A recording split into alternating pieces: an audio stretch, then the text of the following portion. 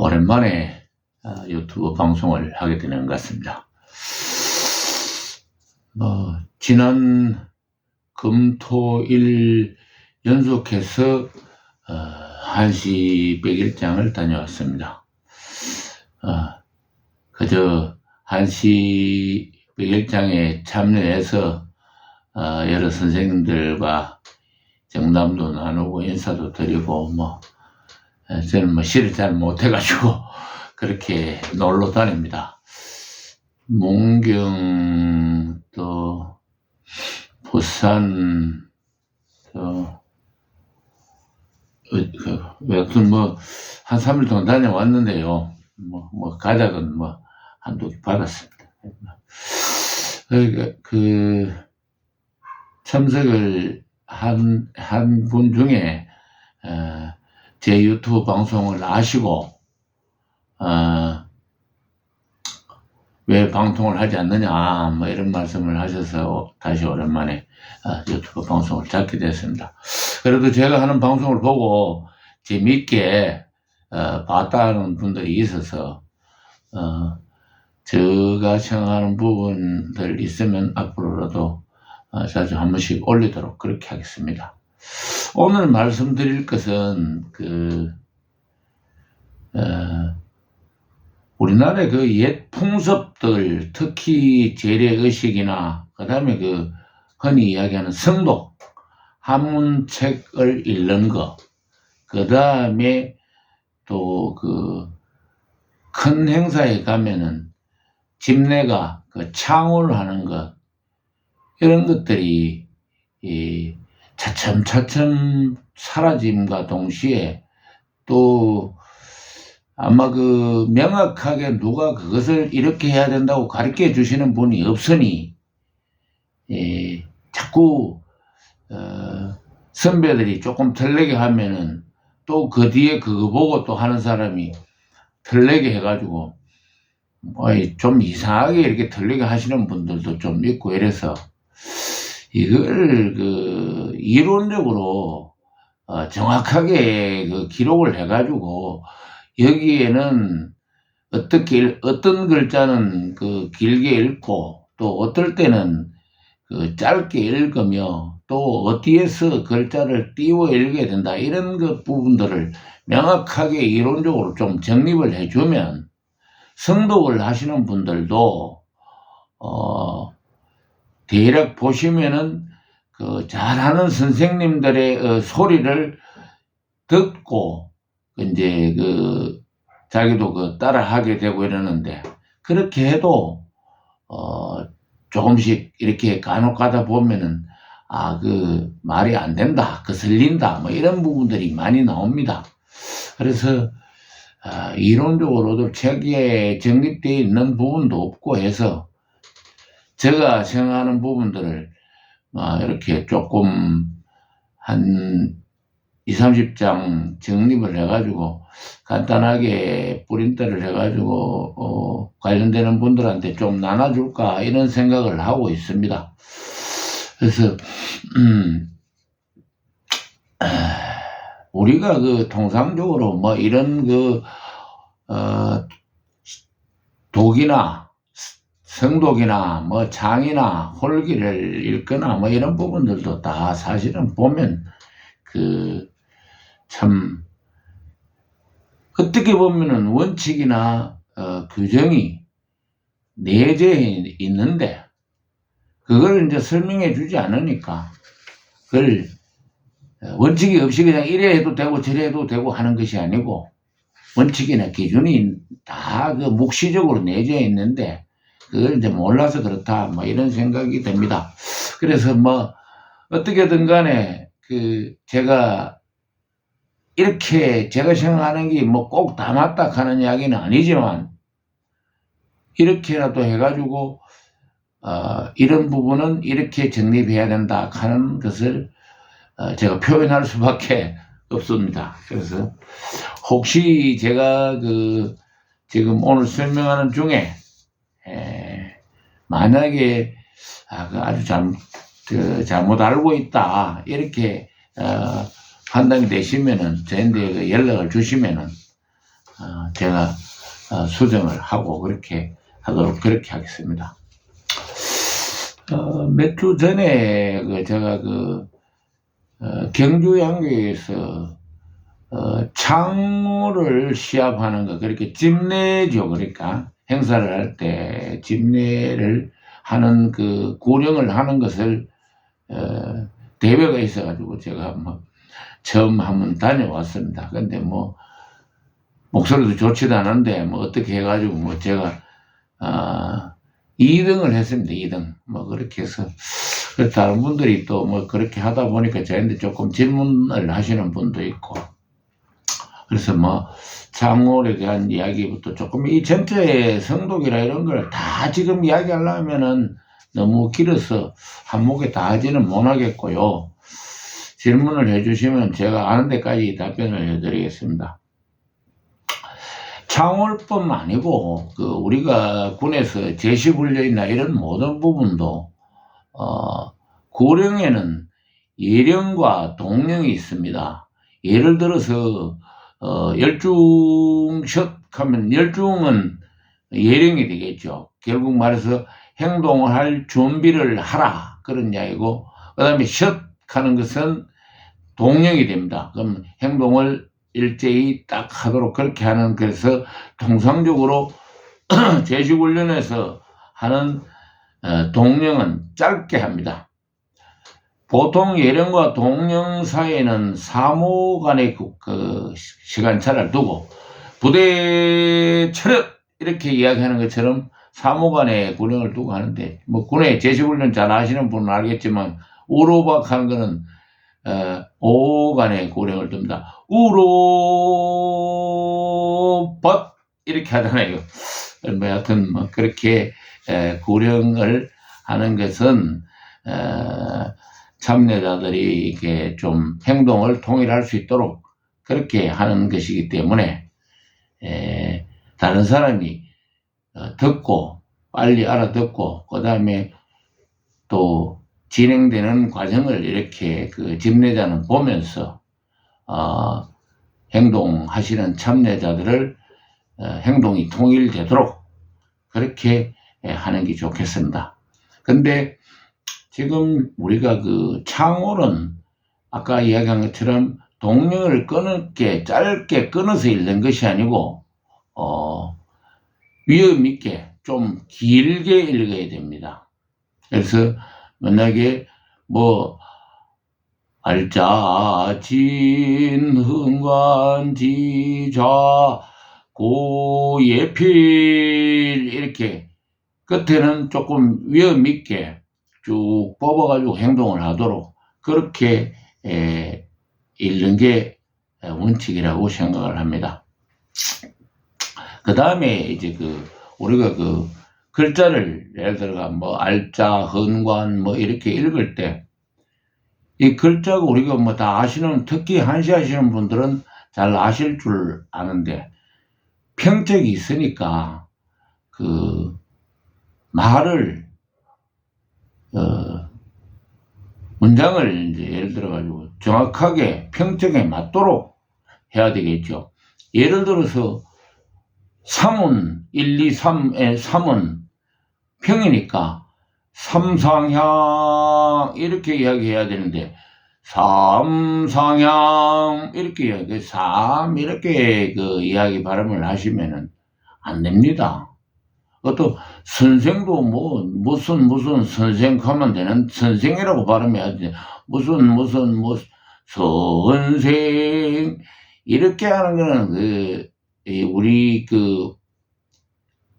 소리의 어떤 기본 구성하고 있는 내용들을 전혀 모르는 사람이 하는 그런 행동들입니다. 그런데 이런 것도 누가 앞에서 하는 사람이 듣기 좋게 그래 하니까 선생 삼상향 이렇게 하면 안 됩니다. 그래서 하여튼 말씀을 드리고, 그래서 보통 소리를 단어를 그러니까 글자는 평적에 맞춰서 읽고, 그 다음에 문장은 뜻에 맞추어서 끈을 그어야 된다고 생각합니다.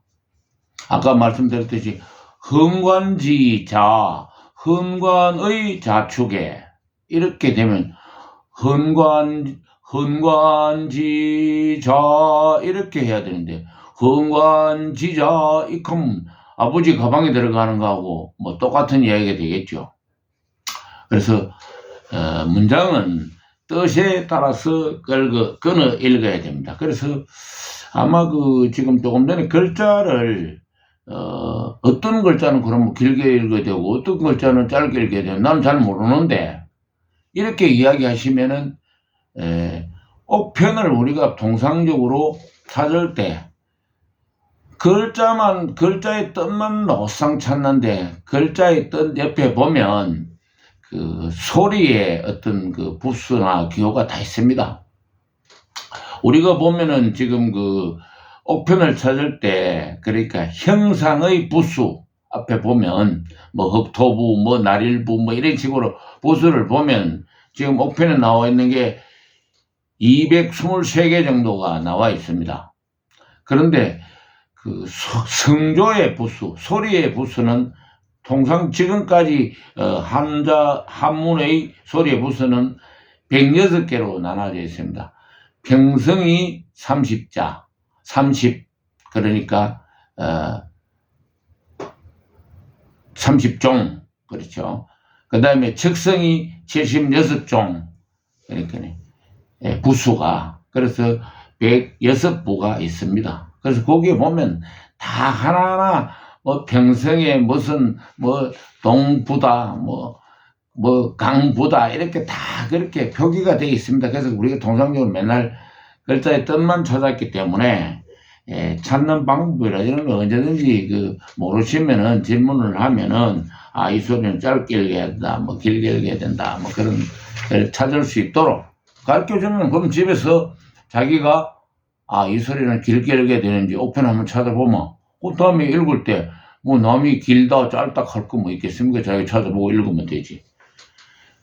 그런데 이제 이 평성이다 척성이다 하는 어떤 소리들이 일정한 규칙에 의해서 나는 것이 아니고 특히 한자는 뜻이나 뭐 소리나 그러니까 단어의 뜻이 달라지거나 뭐 이렇게 할 때 그 다음에 이제 우리가 흔히 이야기하는 품사 동사로 쓰인다든지 또 명사로 쓰인다든지 한자는 품사가 없지 않습니까? 그렇죠. 예를 들어가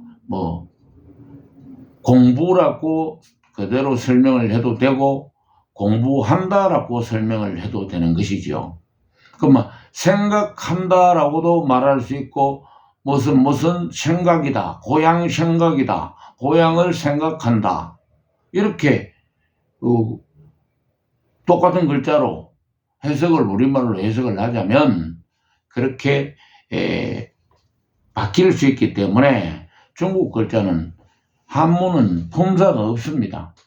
그래서 품사의 변화에 따라서도 소리를 길게 짧게 내야 되는 경우들이 있고 그 다음에 뜻이 예를 들어 강할 강자라든지 이럴 때는 강하다라고 쓸 때는 짧게 또 힘쓰다 이렇게 표현할 때는 길게 그래서 똑같은 강한 강자를 쓴 강도도 도둑질하는 강도는 도둑질하는데 힘을 쓴다 이런 뜻으로 되기 때문에 강도라고 읽어야 되고 어떤 물건의 강하고 약하고에 대한 글자를 읽을 때는 강도는 강하다는 뜻으로 쓰여지기 때문에 평성으로 해가지고 짧게 읽어야 되는 것입니다.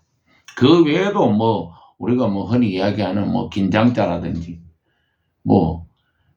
장단하면 짧게 있는데 장유유석하면 길게 읽지 않습니까?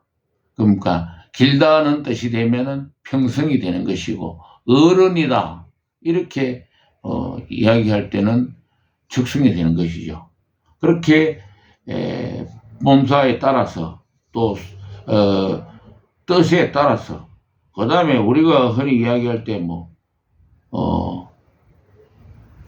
능할 능자가 그냥 능할 능자로만 생각하시는데 사실은 견딜 내 발음이 내로도 됩니다. 그러면 능하다 할 때는 평성이 되고 내로 읽을 때는 척성이 되겠죠. 원래 읽을 독 한문으로 책을 지금 성독을 한다 독하면 우리가 통상적으로 다 독입니다. 그러나 글구두 문장이라는 뜻으로 글 구절이라고 쓰여질 때는 두라고 읽어야 되죠. 근데 이제 똑같이 척성인 독일 때는 입성이 되고 그 다음에 구절 두일 때는 거성이 됩니다. 그런데 우리 소리로는 이제 척성이 중국에서 이야기하는 삼성의 구분이 명확하지 않으니 조금 더 길게 읽으면 되겠습니다. 먼저 선자도 만약에 앞선다 이렇게 하는 거하고 또 그러니까 먼저다 이런 뜻일 때는 그게 되는 것이고 또 앞에 앞선다 하면 앞설 선자는 척이 되잖아요. 그렇게 중국 발음들은 그렇게 된다. 그래서 그걸 가지고 우리는 한문을 공부를 하지만은 중국 사람들은 그 문장을 써놓으면은 분명하게 발음을 달리 합니다. 근데 아까 말씀드린 것처럼 고향 생각 이렇게 해석할 수도 있는 것이고 고향을 생각한다 이렇게도 해석을 할 수 있는데 그러면 이게 평성이냐 척성이냐? 나는 고향 생각이라고 썼다. 나는 고향을 생각한다라고 썼다. 이렇게 되면 평책이 맞나? 이런 따지면 논란이 워낙 많으니 한시협회에서 지금 12자는 글자를 공개를 해가지고 통고조로 쓴다 이렇게 할 수 없이 그렇게 논란을 없애기 위해 가지고 그렇게 하고 있습니다. 그런데 엄밀히 이야기하면 분명히 만약에 생각사자 앞이나 뒤에 예를 들어 가지고 앞쪽에 명사가 오면은 뒤에는 동사가 되겠죠. 그 다음에 앞에 동사가 오면은 글자가 동사가 오면은 사실은 생각사자가 명사로 쓰여지는 것입니다.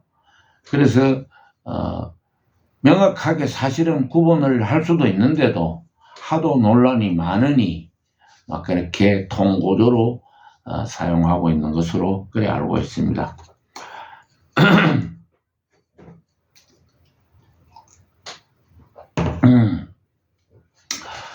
홀기 읽는 법을 이야기를 하려고 했었는데 자연스럽게 자꾸 홀기에도 글자 읽는 거는 마찬가지니까 한시 쪽 방향처럼 평척 이야기를 하게 되고 이렇게 하는데요. 제가 한 가지 곁들여서 문장은 사실은 그 뜻에 맞추어서 읽어야 되는데 지금 아마 여기 경상도의 과거의 어르신들 책을 읽을 때 보면은 다 대학 앞에 본문에 보면 대학 지도는 제명명득하고 이렇게 읽는데 우리 아시는 선생님이 지리산 청학동에 갔더니만은 훈장이 학생들한테 대학 지도는 제명명득이라 이렇게 끊어 읽더랍니다. 그래서 명자가 평성이고 제명명득이라고 아들한테 가르쳐야지 왜 제명명득이라고 가르치느냐 이렇게 이야기를 하니까 훈장 선생님이 밝은 덕을 밝히는 데 있다. 그러니까 명덕을 제명이라 이렇게 읽는데 맞지 않습니까? 그런 이야기를 하더랍니다. 근데 제가 오히려 우리가 하시는 분들은 잘 알지만은 제명명득 하는 것은 밝다는 뜻을 강조하기 위해 가지고 우리가 보면 통상적으로 뭐 사람도 인이라 하기도 하고 같은 자를 반복해서 쓰는 경우들이 많이 있습니다. 그 대학에는 밝고 분명한 덕이 있다. 막 이렇게 해석을 해야 된다고 생각이 되는데 지금 아마 그 책자의 그 책을 사면은 밝은 덕을 밝히는 데 있다 이렇게 다 해석을 해 놓습니다. 저는 오히려 그게 공자나 뭐 이런 부분들을 너무 과대 해석하기 위한 어떤 방법이다. 제명명덕이 아니고 제명명덕이라고 해야죠. 밝고 밝은 덕이 있다 이렇게 해석을 해야 되지, 밝은 덕을 밝히는 데 있다 이렇게 해석해서는 그 글을 자꾸 더 높여서 이야기하다 보니까 그렇게 된다, 뭐 그런 생각이 듭니다. 그래서 아마 그 외에도 만약에 뭐 시경 서문에 이렇게 보면 부기유 욕이면 불능무사요, 그 하고자 하는 욕 있으면은 능히 생각함이 뭐 있고 이런 이야기인데, 우리가 그 보통 문장을 우리말을 만약에 면이라는 자 만약에 우리 단어를 접속사를 넣었다면 그 다음에는 불능무사요 이렇게 읽어야 되고, 만약에 부기유 욕이 불능무사요 이렇게 하면은 는이라는 말을 빼고 읽으면은 적이라는 말이 결국 는이라는 접속사와 같은 거기 때문에 앞으로 붙여가지고 그렇게 적을 앞으로 붙여가 부기유 욕이적 불능무사요 기유사이적 불능무언이라 이렇게 읽어야 될 것이고, 우리가 통상적으로 우리말 할 때도